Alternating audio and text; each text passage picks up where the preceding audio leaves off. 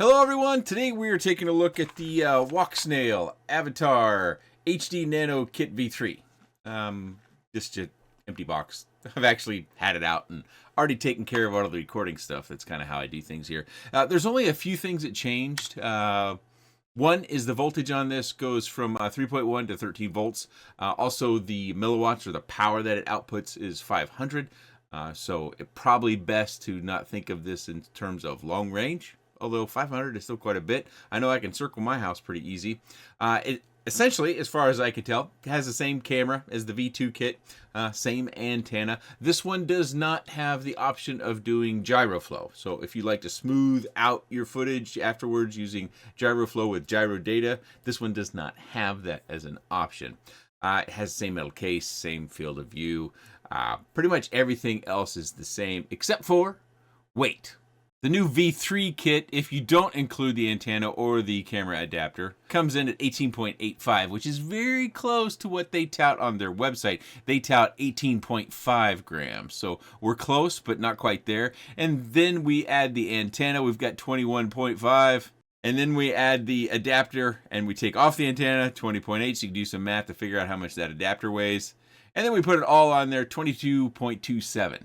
So, I'm guessing they're weighing this stuff without the antenna or without the camera adapter. Of course, the weight can be changed, especially if you're a micro guy. You probably got some of those whip or linear dipole antennas that come in around a gram and a half, so you can bring that weight down even further. But one other thing that's different about this V3, or this racer sort of Nano V3, is the price. On the Cadix website, I'm seeing it for $109 versus the V2 with gyro, of course. With gyro data, is $149. So you can save $40 by going with this if the specs are going to meet everything that you need. And I think the whole race mode thing, God, I wish I could come up with a better name or a better suggestion for it, because I don't think it's strictly for racing. But we'll talk about that as I real time it, kind of get my reaction outside. Out here in the backyard, I just flew one pack as the camera slowly sinks down. I just flew one pack with the race VTX in there, the V3 of the Walksnail system that we've been talking about. I put on a fresh battery. I'm going to fly it around a little bit. Wind's starting to pick up, shouldn't affect. This is a 3-incher, but I'll fly it around a little bit and then we'll switch it into race mode. I wanted to do that just to see if I could feel a benefit. Maybe notice a benefit. I have not been flying this around. I just verified downstairs on the goggles that it's set up right, so I'm ready to go to do this test. So we'll see how it goes. We'll see what I think of it in real time, so to speak. Okay, we're all set to go before it overheats. Let's pop her up in the air. Oh, bug crawled on me. Still on me.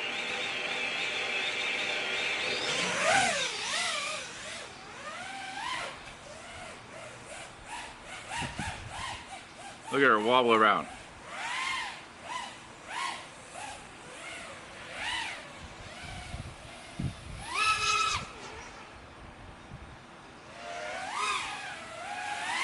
So one of the things about latency is some people seem to be much more impacted by it than others.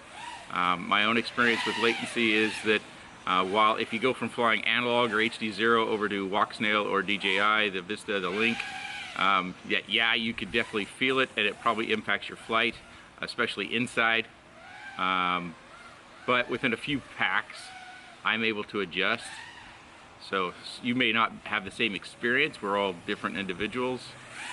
But I wanted to run it around the yard so you can get a look at the image quality, and I'm just kind of getting an additional feel because I haven't been flying Walksnail all that much recently, so I thought I need to put at least a pack or so in before I try to make any sort of judgment. Sure, we'll have the milliseconds as far as the latency goes that's been reported in the goggles, but you know, I think that's already been shown to not necessarily be the most reliable method of measuring whether the latency is consistent or not. Maybe consistency is better than real, because I think Chris Rosser did a test on the latency and showed that it was off at least a little bit. I don't get too fussed about that, because for me it's about feel. Flight is about feel. We don't fly by numbers. Alright, well, let's bring it in and switched over to race mode, which I don't think you'll be able to see because it forces the goggles to reboot.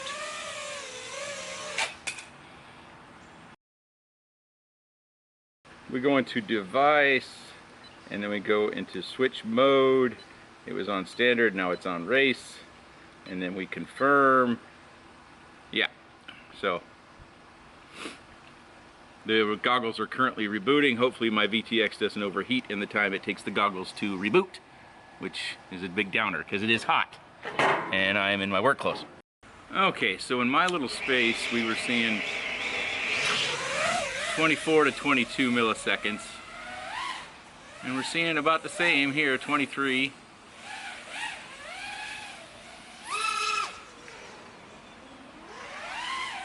I do see a difference in the image quality. It's things aren't as clear as they once were.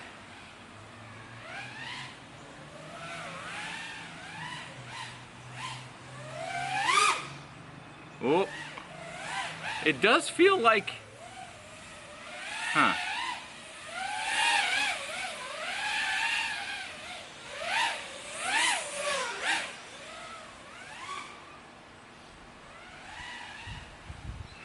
It does feel like it's actually lower latency. That's got to be something about my perception.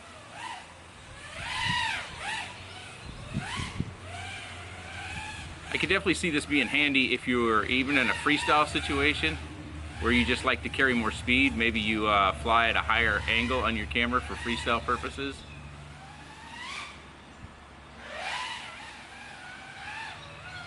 Or you're doing some chasing. I can see that being a benefit as well. I think my camera angle is actually currently a little lower than I normally have, but it does seem very... Oh, I think I just blew a prop. Holy catfish, let me go find it. Yeah, I blew a prop.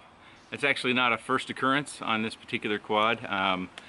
These props I have been using for a while, probably since I reviewed these quads when they came out. I've actually got two of them. I got one with an HD0 1 watt freestyle on it, and then you've got this Walksnail version. But yeah, so that will end my real-time flight. But one of the things I was trying to say while I was out there, I know the lighting's not great out here. Let me see if I can turn this a bit. Not that you need to see me. That the image quality does degrade some, but it did feel, it felt like it was actually lower latency, even though I peeked down at the bottom of the screen where it shows that, and it was generally 22, 23. I think it was 23 most of the time, actually. It might have been 22 when it was sitting here, and maybe 24 when I was punching over the house or something. Fortunate that I blew that prop just around the yard here, but it felt lower latency, which I know isn't right, but maybe that's because it was just more consistent. It's still, you know, especially when I first started flying the race mode, it still felt like I was adjusting a little bit. So there's something to be said for that. It's definitely not low latency like HD0 or analog, but we all know that. If you're new to FPV, just know that the more image quality that you get, the more latency you also get. Latency is the time between real time and what you see in the goggles. So what the camera might see versus what you see in the goggles, there's a latency there with a higher image quality. I was pretty impressed that it was just as consistent as it was. I know my space is small, I'm a micro guy, but I wanted to come out and test this. And oh, I do have one more bit. If you see in your Walksnail vision like this that you see in the goggles that I'll put play now, yeah, that's a broken camera. So I recently had that, and I thought I could add that to the video. So if you see this, there's something broken with the camera. I don't know exactly what it is, but I did find when I swapped out the camera. Took care of it. I did try resetting the MIPI cable on the back of the camera. That did not take care of it. I had to swap the camera. So might have been something that got damaged electronically, or maybe my last flight with a crash or something like that may have made that happen with that particular camera. But a little tip there you can take from this video as well. But so unfortunately the camera shut down while I was outside. It got overheated. I don't know exactly what cut off, but just to quickly reiterate in case something that got cut off while I was outside, oddly enough, it felt like the latency was lower. Of course, that's just a perception, maybe not valid at all. It definitely was more consistent, but also lower image quality. I think you could also probably use this mode in a scenario where you freestyle and you freestyle a little bit faster, or you just do close proximity in your freestyle.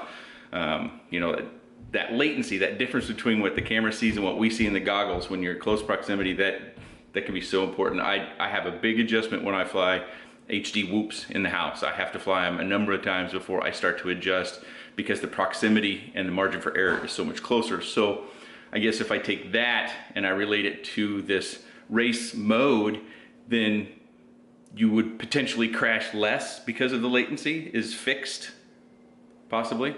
That might be a takeaway, but I'm sure this has been around quite a bit, and I'm a little late to the game. I actually was on vacation and traveling with family on a couple of trips, and then arrived back to a load of stuff. This was an item that I started before all the travel, but I'm just now circling back to. So I didn't have any content for a while, but getting rolling again just takes some time.